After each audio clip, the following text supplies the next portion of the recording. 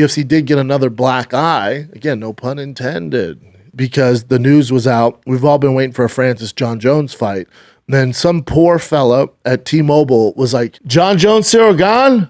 I'll get it up. They're like, no, we didn't say that. He's like, you said that? Cool, I'll do it now. And then he didn't have a job today because he leaked the news before the UFC. And if we learned anything from the Ariel Helwani situation, when you leak news, when they don't want you to leak the news, there's nothing the UFC hates most. They want to control the narrative at all times. And this poor worker at T-Mobile Arena didn't get the memo, and he blasted all over, and and he got out.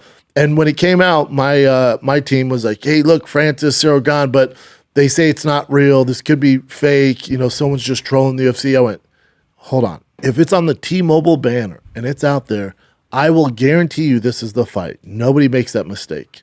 And there's no way they're signing Francis either. Fast forward about 8 hours later, boom, it becomes official. And then the news Francis decided not to sign with the UFC gets released. Here's what I know on Francis Ngannou. As soon as I heard the news, it bummed me out. I want Francis in the UFC for a variety of reasons. But B, I'm really close with Francis's agent, Markel. When I say close, I've known him for probably 8 years.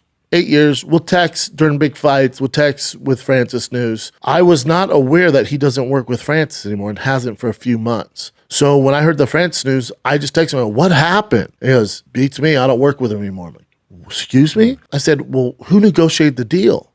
How did this not get done? He goes, Francis represented himself. I sent the emoji of a hand go like this. Ugh.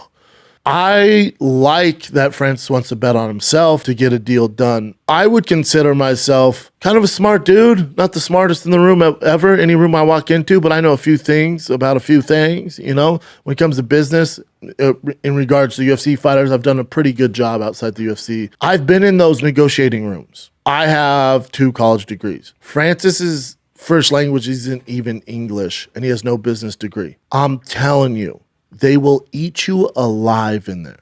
I've been in that room. I thought I could handle it. Trust me, of course it didn't go well. Of course it didn't do well. They have all the chips. They know every single angle you're going to come from, and they're ready for it, dude. I wish I would have gotten his ear, like, whoa. Even if you don't sign with a lawyer, hire the lawyer on an hourly basis, have them in there with you so you know the language of what they're telling you. It's not so much that, hey, we're going to pay you more than we paid Brock Lesnar. Yes or no. It doesn't work like that. It's confusing. They're telling you all these angles. They're bringing up this stuff, this thing. You're dealing with a lot. A fighter at this point should not be representing themselves. Everyone goes, well, Sugar Sean does or this guy does. I get it. It's a little different here when you're talking about championship level fighters, especially when you're talking about Francis Ngannou, who's currently was the heavyweight champion of the world. It's just not the smartest route to go. So I heard that. I thought, of course, a deal didn't get done.